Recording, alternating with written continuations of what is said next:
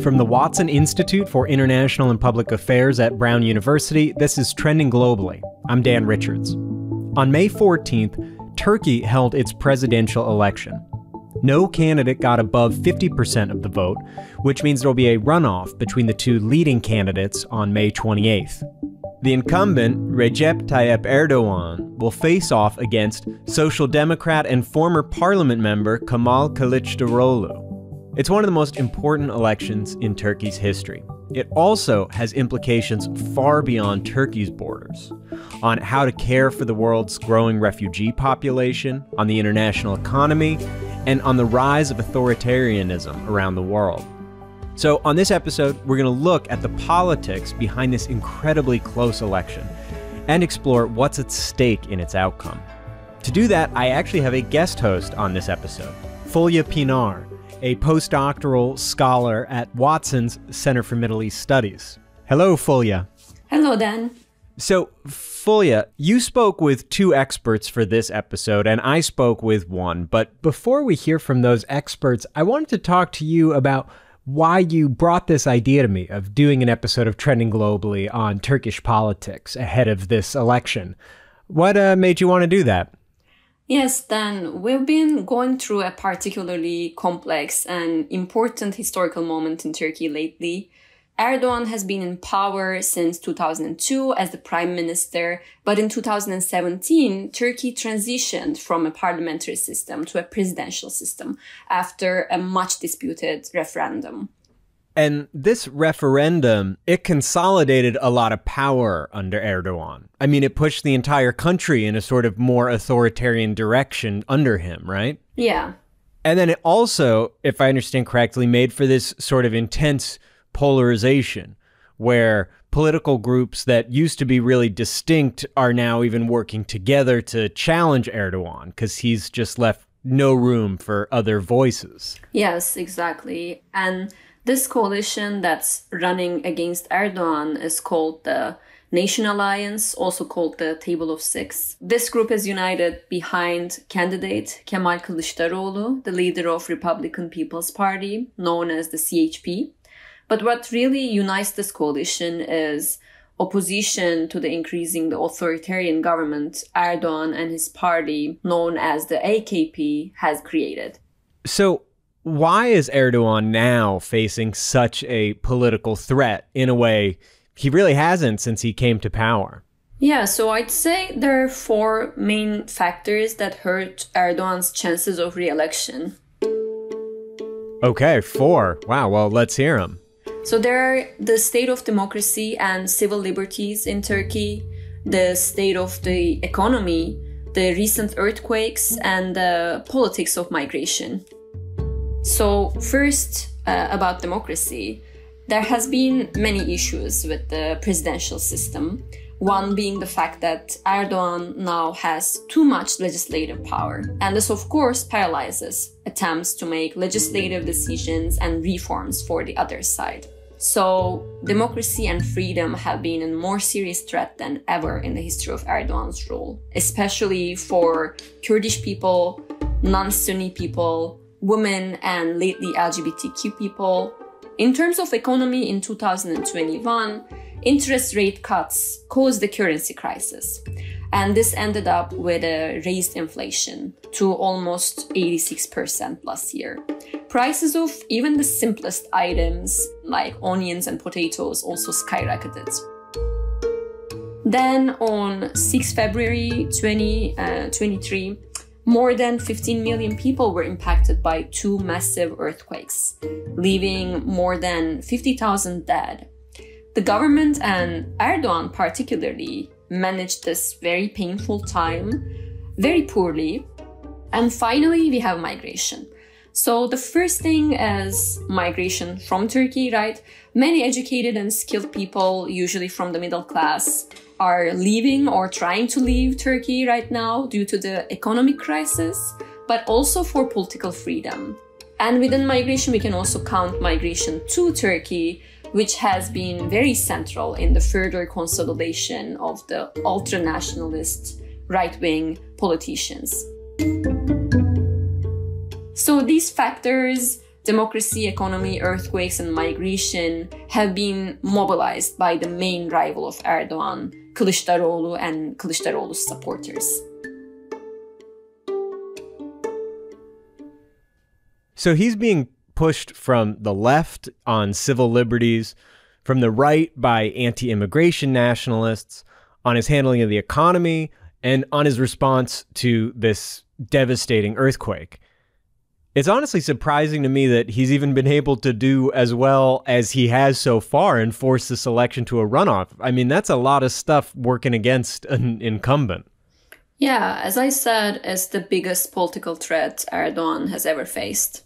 So I wanted to ask you, Fulya, you're back in Turkey right now. You were in Providence when we started working on this episode. You're back in Turkey. What has it been like there leading up to the election? Now, by the time listeners hear this, we'll probably be right on the eve of the runoff. But what's it been like? Citizens of Turkey have always been highly involved in the election processes, with incredibly high voter turnout, usually more than 80%. Oh my goodness, that's yeah. Coming from America, that's incredible. Wow. Yeah, I know. It's very different. And there were hundreds of thousands of volunteers who were there to oversee the ballots and their counting. Before the elections took place, there were anybody was talking about, basically. In the coffee shops, in casual meetings with friends, on the streets, everywhere. Everyone was talking, speculating about the elections. People are highly involved in the process. All right, well, on that note, let's turn to my conversation with our first guest, political scientist Mert Meral at Sabancı University in Istanbul. He helped me to make sense of these complex political coalitions that are driving this election. And we also talked about why Erdogan, despite all those challenges you just laid out, did surprisingly well in that first round. And later on, you'll hear my conversation with two experts on one of the most important drivers of Turkish politics, the country's refugee and migrant population. But first, let's get into the details of this election and the different forces at play. So here is my conversation with Mert.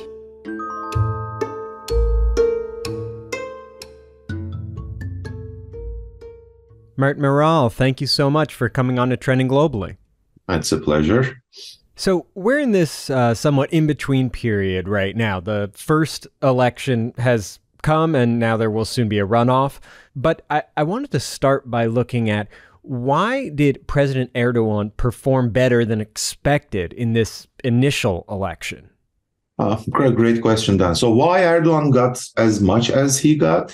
First of all, from the earthquake region, it looks like there isn't much of a change in his vote share. So how is that possible? At least based on the news I've read and the headlines I've seen, there has been so much criticism towards Erdogan for how he's handled this relief. And this is the most devastating earthquake in Turkey in a very long time.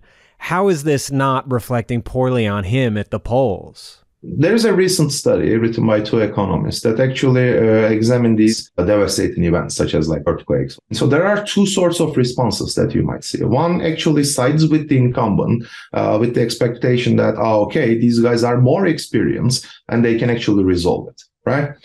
Some people became, for instance, more conservative. So that might actually lead to more Turkish nationalist or more conservative or more, anti-immigrant voting, which might have helped President Erdogan. On the other hand, a lot of people who were affected by the quake, right? I mean, they actually observed the government not helping them to the level that they expect the government to be, right? Then they may simply shift to the opposition. We actually saw a very similar thing during like Katrina or like Sandy, right? I mean, in the US. I mean, I remember that very vividly. I was actually there as a grad student back then. And some people actually turned to Democrats and some people said, no, I mean, I'm going to vote vote for the Republicans. So that actually depends on a lot of other factors, most prominently on political polarization, because people's partisan attitudes in Turkey are super solidified, and they tend to actually reject altogether that sort of information. It is not the government's fault if I'm a government supporter. It is somebody else's. It is an act of God. On the other hand, for the opposition, it is always the government's fault. Aside from the fact that the earthquake maybe didn't cause a political backlash like some people expected, how else has Erdogan managed to hold on to his support during this incredibly challenging time in Turkey? So why Erdogan got as much as he got? First of all, from the earthquake region, it looks like there isn't much of a change in his vote share.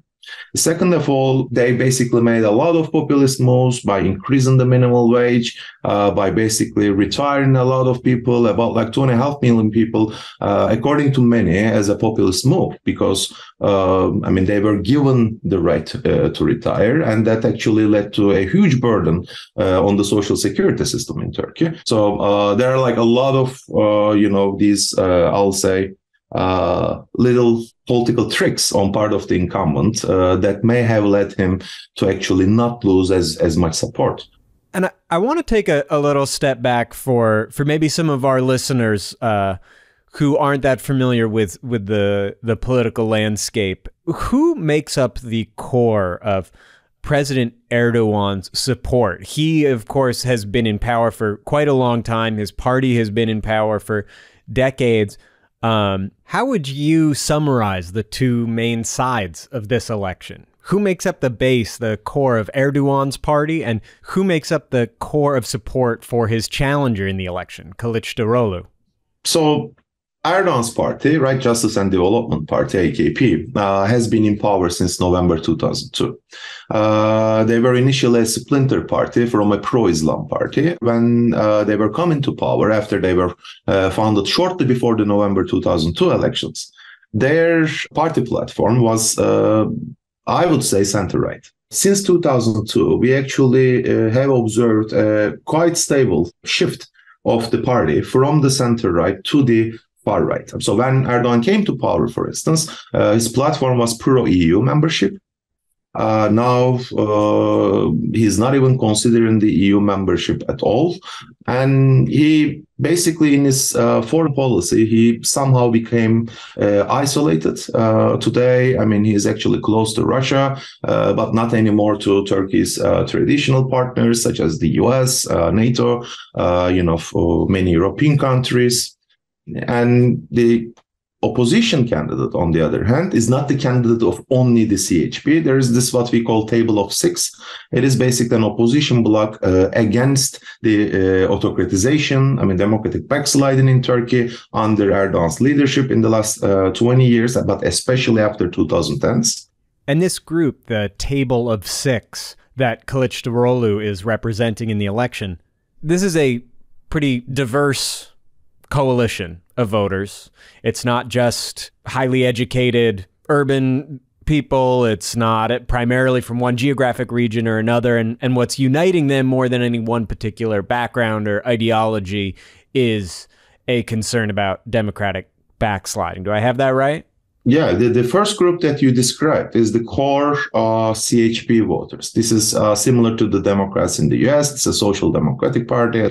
On the other hand, the group right now, the group of voters that are actually voting for Kılıçdaroğlu is much more than that. So the party's vote share is roughly 25%, but Kılıçdaroğlu got 45%.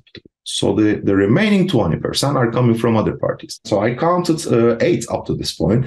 8 parties from all over the ideological spectrum, from a communist party to a Kurdish nationalist, to a Turkish nationalist, to a center-left, to a far-right, and to 2 other splinters from the incumbent party. So this bloc is super heterogeneous, and then you cannot simply say, okay, this group of voters actually vote for Kılıçdaroğlu. What unites these people is their opposition. Is their opposition against the democratic backsliding in Turkey? Is their opposition against what they see as the main actor, whoever is responsible for this backslide? And that is President Erdogan in their eyes. So looking ahead then, at the moment we see sort of two possible paths, I think, for the runoff election. And I wanted to just briefly get your sense of these two paths. First off, what would a third Erdogan term as president mean for Turkey? So, of course, I mean, I would hope the best for my country as a Turkish citizen. On the other hand, I mean, what we have been witnessing since 2018, especially during his last term, isn't anywhere near being good enough. I mean, I'm talking about a financial crisis. A lot of economists, for instance, would tell you, as an answer to your question, everybody has been hearing the footsteps of an approaching financial crisis. And I'm not talking about a minor crisis. I'm talking about a big devastating crisis. So that's probably one of the most important issues for most of the voters in Turkey. In addition to that, of course, the earthquake relief, right? The early predictions simply predict like 1/3 of Turkey's annual GDP should actually go to the quake relief efforts and reconstruction of the quake-ridden cities in the region. Right. And then there are, of course, other issues. I mean, civil liberties and freedom, the media freedom is practically non-existent in Turkey right now. I mean, the freedom of speech, I mean, the censorship of media, those are the issues. Based on my prior experience, I mean, living under, Erdogan's leadership for the last 21 years or so, to be perfectly honest, I don't expect to see any sort of an improvement in these major policy domains. What do you think a Kılıçdaroğlu presidency would mean for Turkey's immediate future in terms of some of these most pressing issues? It would mean 180, degree turn. Just a reversal, because if you actually read the table of sixes election manifesto and their program, which was declared well before the elections, it is roughly 300 pages and then super detailed. There are like election pledges in addition to policy programs. So I would actually expect Turkey to get back to where it was in the beginning of early 2000s and late 90s. So that would be, accession to the EU, having like more acceptable foreign policies, for getting the economy back on track, and instead of backsliding, a huge improvement, in terms of the democracy. The main idea, I mean, the French people would call it raison d'être, right? Raison d'être of this main opposition bloc is this democratic backsliding in Turkey. Mert Maral, thank you so much for coming on and talk with us on Trending Globally. Thank you very much. It was my pleasure. Thank you for the kind invitation.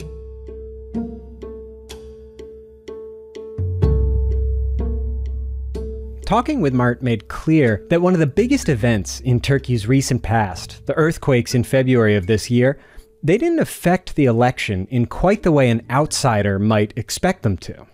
The same is true for another event, or rather development, in Turkey's recent history: the mass migration of refugees from Syria and other countries over the last decade into Turkey. And that is where I'll hand it off to Folya. Yes, hello, I'm back. Hello. So what made you want to especially dive into looking at this topic of refugees and migration in the context of the election? Yeah, so about 4 million displaced people reside in Turkey right now, according to the UN Refugee Agency. And when we add undocumented migrants and unregistered refugees to this, the number is estimated to be about 7 million. And right-wing nationalist politicians have been using these migrants as the scapegoats of the worsening economic conditions of the working class and middle class people in Turkey.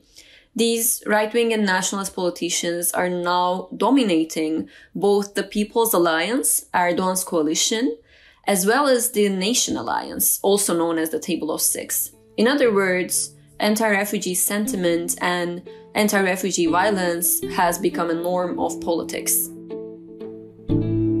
So it's almost like no matter who wins this election, anti-immigration and nativist politics are going to be a force in Turkey for the foreseeable future.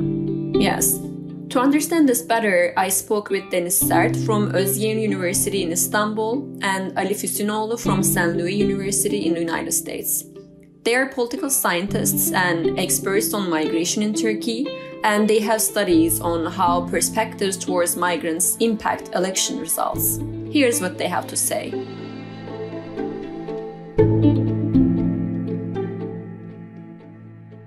Hello, Deniz and Ali. Thank you for being here.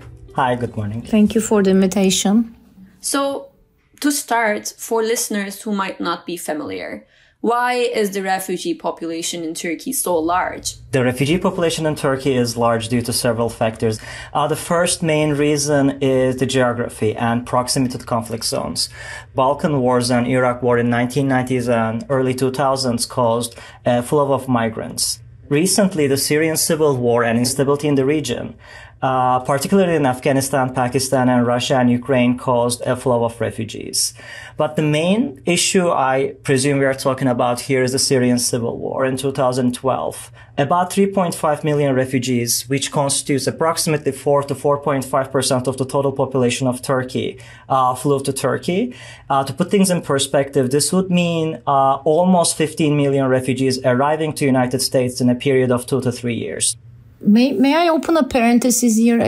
It might be important because we keep on referring to these people as refugees, but I mean, the American audience should understand that the connotation of refugee in Turkey is quite different than what they would understand. I mean, the way we're using refugee here is a sociological category for people who ran away from war, but it doesn't really have a legal connotation in the country. That makes things very complicated, and it is very important for the audience to understand why the policies can range so much. What happened with Syrians, we didn't provide them as permanent status, but a temporary one. So because the politics created an expectation on the side of the electorate that these people will be leaving soon, and that soon turned out to be more than a decade now, I would say this was the first time where migration had a great impact on politics in Turkey. Because, I mean, before 2019, I would say migration was a non-issue in Turkish politics. What Deniz said is completely correct. Until 2018 to 2019, pretty much no one really discussed refugees. People focused slightly on the humanitarian issues, but no party talked about migration or refugees as a salient issue. So, how has the refugee presence and their treatment impacted politics in Turkey? Here, maybe we can talk about the rise of right-wing parties in relation to refugee governance, the rise of the politician Ümit Özdağ, for example, and in general, just the rise of this anti-refugee sentiment in Turkey. I would argue that, and I'm speculating here, that as the economic performance declined, especially after 2016 to 17, and the job market became slightly tighter, refugees became an easier target for the populists and some people in the population to blame for difficulties they're experiencing. And at this moment came Ümit Özdağ, who is a right-wing politician, but also a professor of political science. He was previously a member of the Nationalist Party, the Nationalist Movement Party. He resigned and established the potentially, arguably the first far-right, specifically anti-immigrant party in Turkey, the Victory Party, the Zafer Partisi. His politics is similar to Le Pen in France in 1980s. So he's a single-issue politician. His main policy stance is anti-immigration, and he does not have any other significant policy proposals in most issues. His narrative gained support, especially among younger voters and especially among younger male voters.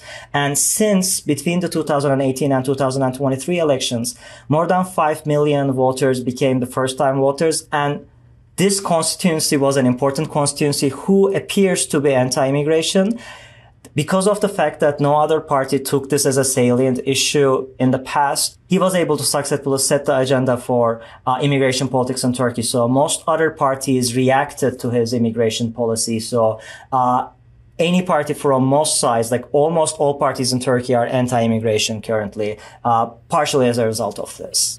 I mean, he was the person who actually rose the topic onto the agenda, which made even the centralist parties to move more anti-migrant in time, with the exception of the left wing, like the Kurdish party, and I would say the Labour Party. Almost all parties right now in the Turkish spectrum are becoming more anti-migrant than they were 5-10 years ago. So how did we see these political shifts regarding migrants in Turkey play out in the last elections on 14th of May? Let me talk about a paper we published in 2019 to kind of set the ground for this. So our idea was that there's a sudden inflow of refugees. Refugees are very prominent in some provinces and not as prominent in other provinces. So how can we use the variation of refugees or variation of the number of refugees or migrants in the cities? So we used the 2015 elections and try to see if whether refugee populations have a significant impact on election outcomes or not.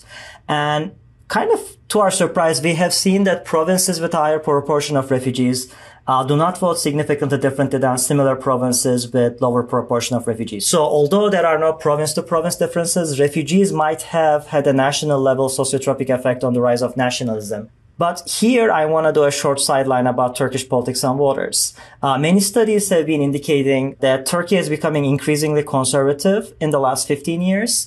One can speculate that the existence of refugees along with the economic slowdown in Turkey is associated with the rise of anti-immigrant sentiments. And this tracks with youth unemployment, which rose from 18% in 2018 to 26% in 2019. I should also underline maybe the fact that refugees has really nothing to do with the problem of youth unemployment. Youth unemployment is highest among university graduates in Turkey. But in fact, the refugees are mostly doing the 3D jobs that we call in the literature the most dangerous, degrading and dirty, low-skilled jobs. And also research also shows that unemployment and refugees has not much to do with each other. But of course, we are living in a different age where wrong information actually gets accepted very widely through social media. Can we talk about the earthquake region in Turkey too? Deniz, you recently visited some of the impacted towns. So how do we see the earthquakes which impacted refugee-populated towns in eastern and southeastern Turkey too? So how do we see the earthquakes impacting this process with the elections? Well, I have been to the earthquake region twice. I would say in between the two times that I have visited, one thing remained the same. One of them is there's a lot of insecurity to the system. And at the same time, there is a lot of, I would say, uncertainty because nobody knows what's going to happen in the region. The disaster has been so devastating. They're still emptying the rubbles out of the towns, but there is still too much to do in the entire region. It is specifically important for the Syrians because of the 3.7 million Syrians who were living in the cities with us, half of them were actually residing in this region. So half of them were uprooted again, we could say. And they're internally displaced in the country right now, like the local Turks. This is nothing specific to the Syrians, of course. But, the earthquake region, it was, of course, surprising in this election because despite everything, the government party has actually kept its vote share, which was very surprising to me. But at the same time, it also made one of my suspicions quite actually visible in a sense that when the earthquake happened, most of us hold on to our own constituencies. For example, if the Labour Party was more active in one province, they kept on being more active in that particular province.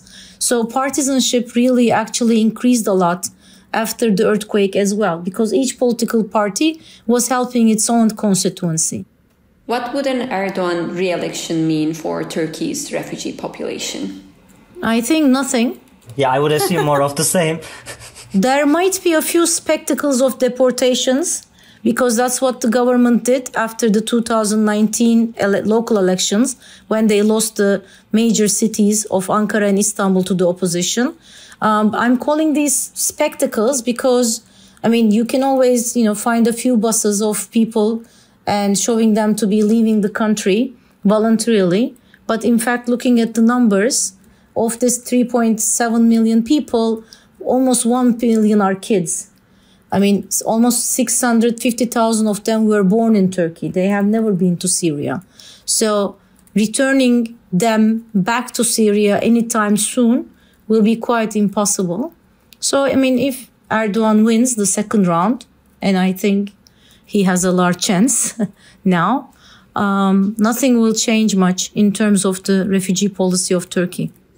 Yeah, and that connects me to my last question. So many from the refugee population in Turkey has actually been more afraid of Kılıçdaroğlu presidency because Erdogan was the one who opened the doors to them. What would a Kılıçdaroğlu presidency mean for refugees? I actually checked the Table of Six's January statement. And when you look at their January declaration, it is a lot about not treating Turkey to be a buffer country, a lot about fortifying borders, at least in the short run, because this is what they have promised their constituencies. Yeah, I agree. They were talking about establishing more resettlement centers so that they can be sent back more safely. But this probably in the short run also calls the banning of property sales to foreigners. But these are all short-run policies, and in the long run, this doesn't change the fact that Turkey has to come up with more sustainable and structural policies to integrate refugees and provide them with education, healthcare, and access to employment. Deniz, Ali, thank you so much for your time. Thank you so much for being here today. Thank you for the invitation, Fulya. Yeah, thanks for having us.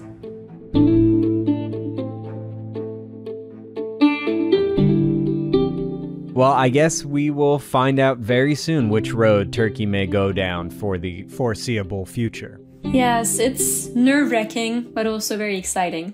Well, regardless of the results of these runoffs, hearing from these experts and then also just from talking with you over the last few months has kind of left me with another feeling aside from the nerve-wrackingness, which is just a feeling of admiration and feeling sort of inspired by how involved so many people in Turkey are in their politics, even in the face of a bitter and at times disheartening election and what feels like a fight for democracy itself. Citizens seem to be like so engaged in a way that I think many of us could learn from.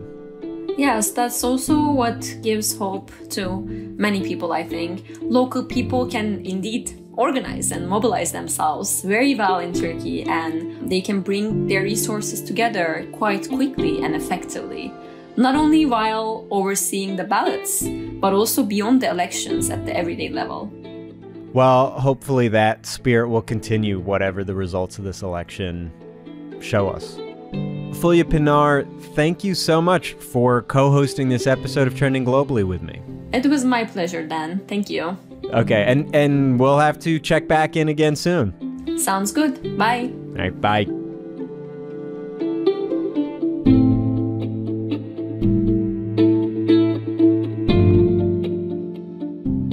This episode of Trending Globally was produced by me, Dan Richards.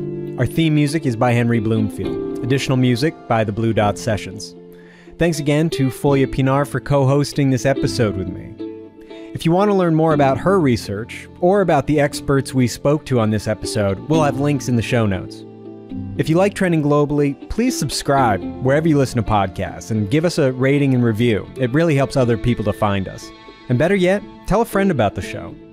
If you have any questions, comments, or ideas for guests or topics for us, send us an email at trendingglobally@brown.edu. Again, that's all one word, trendingglobally@brown.edu. We're going to take a brief break and be releasing episodes a little less frequently over the summer, but we'll be back in June with a new episode of Trending Globally. Thanks for listening.